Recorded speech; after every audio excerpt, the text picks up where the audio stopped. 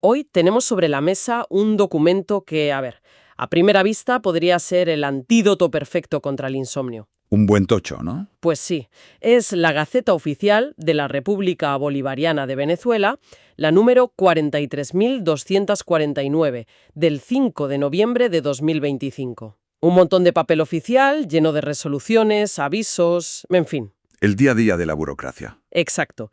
Pero la misión que nos hemos propuesto hoy es un poco distinta.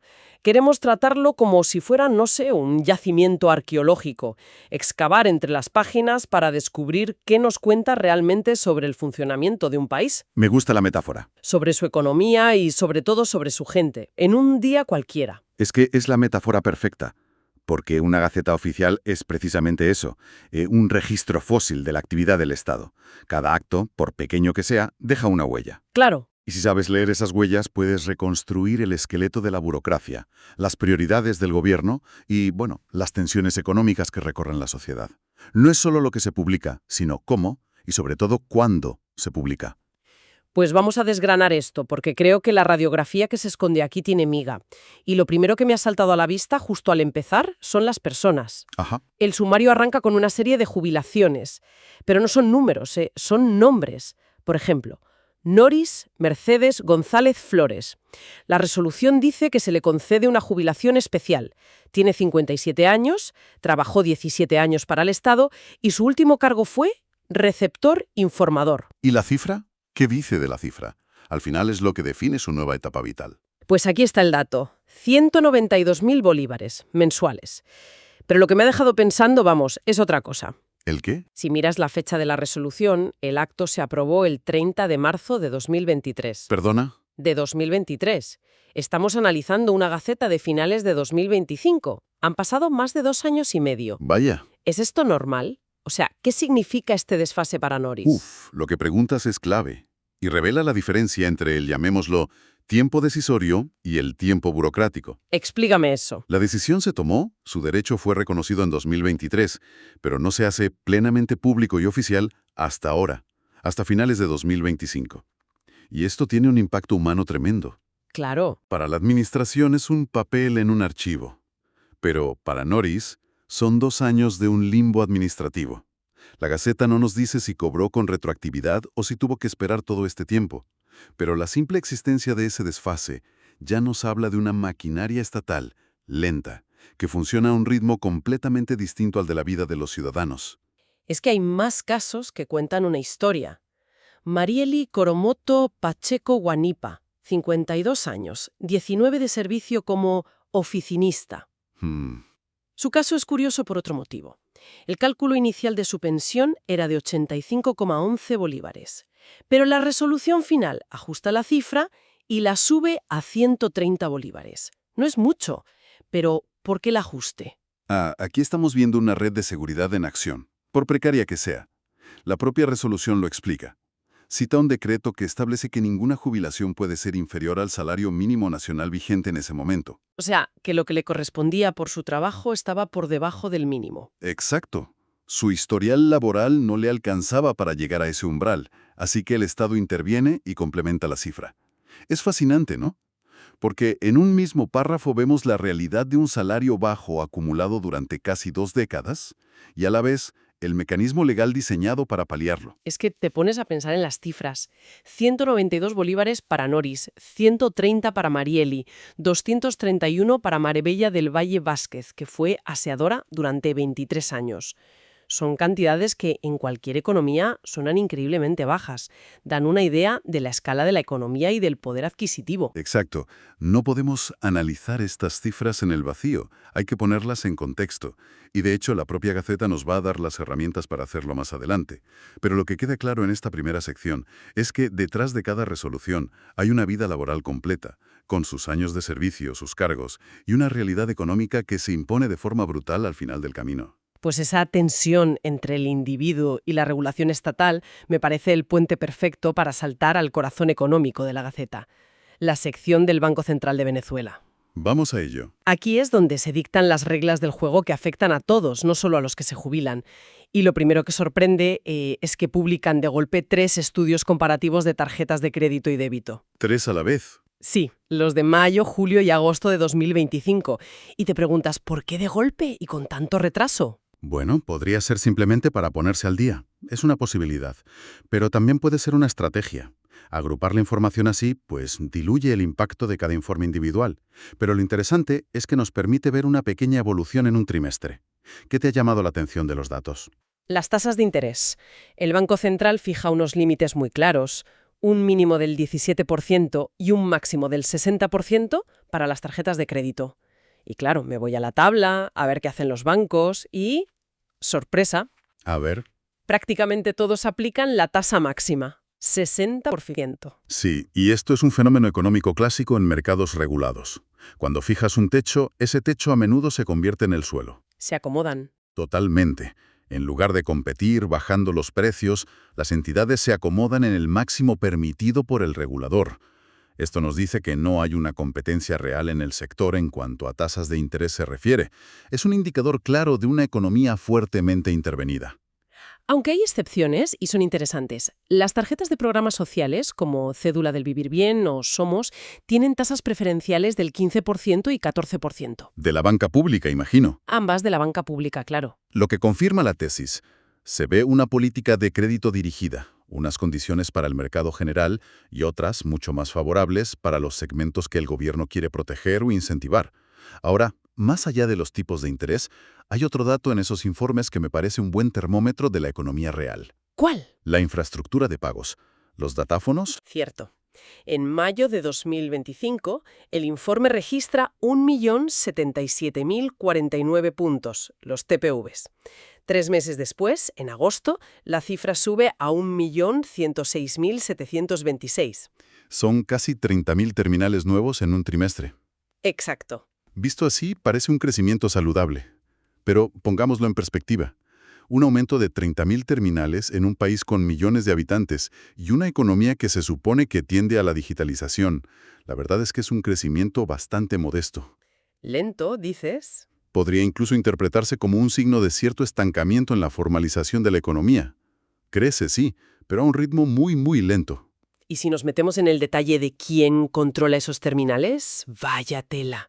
Estaba revisando el anexo y la concentración es brutal. ¿A qué nivel? El Banco de Venezuela, que es público, tiene afiliados 271.049 puntos de venta. El siguiente en la lista está a una distancia enorme. Y si lo comparas con uno de los pequeños, como 100% Banco, que tiene 2.202, la diferencia es abismal. Uf, Esto no es solo un dato, es una foto del poder. absolutamente. Un banco estatal con un dominio tan aplastante del sistema de pagos le da al gobierno una herramienta de control económico y de información inmensa. Sabe qué se compra, dónde se compra y quién lo compra. Y para el ciudadano y la competencia, pues significa que la mayor parte de la infraestructura depende de una sola entidad. Y para rematar la sección económica, la Gaceta trae un aviso oficial que es casi una obra de arte del detalle.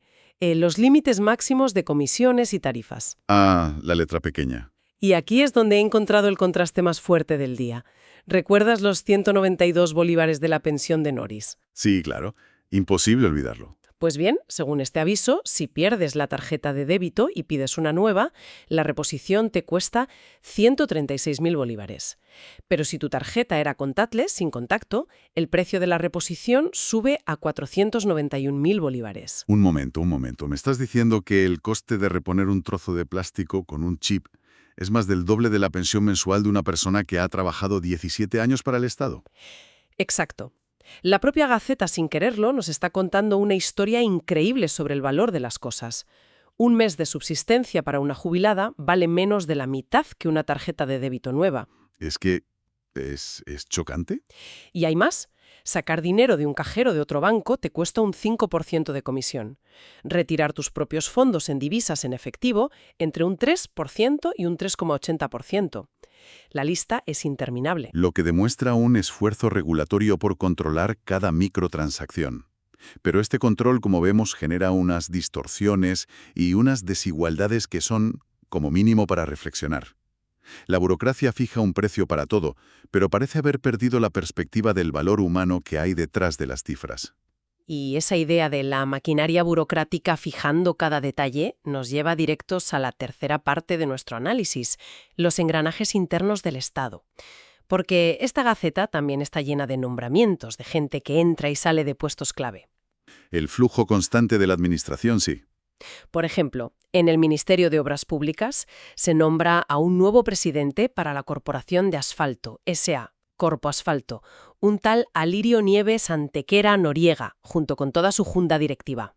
Algo fundamental para las infraestructuras. Y en el Ministerio de Cultura se aprueba toda la estructura de gasto para el presupuesto del año que viene, el de 2026. Es la planificación en estado puro. Son actos administrativos que, aunque parezcan rutinarios, son la base de todo. Uno se encarga de una materia prima esencial, el asfalto. El otro monta el andamiaje burocrático para que un ministerio entero pueda funcionar y ejecutar su presupuesto el año siguiente. Es el Estado manteniéndose a sí mismo en funcionamiento.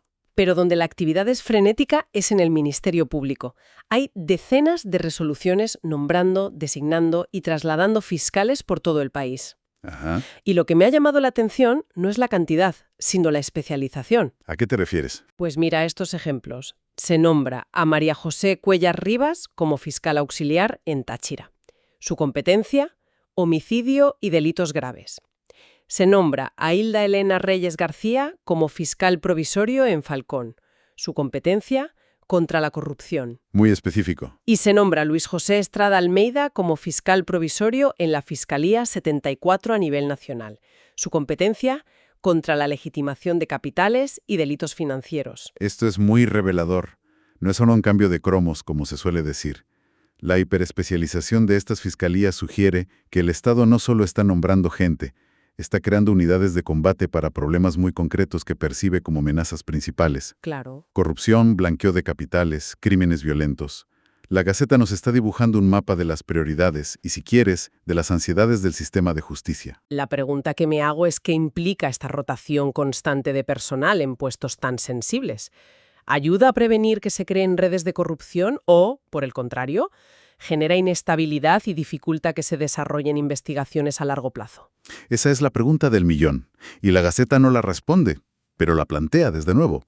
Un fiscal que llega nuevo a un caso complejo de blanqueo de capitales necesita tiempo para ponerse al día. Si la rotación es muy alta, se corre el riesgo de que las investigaciones se estanquen o se pierda la memoria institucional. Pero, por otro lado, un fiscal que permanece demasiado tiempo en un puesto de poder puede ser más susceptible a la corrupción. Es un equilibrio muy delicado y el flujo constante de nombramientos que vemos aquí sugiere que se está optando por un modelo de alta rotación. vale, demos un paso atrás. Si juntamos todas las piezas, ¿qué imagen nos queda? Hemos empezado con la historia de una jubilada y su pensión retrasada.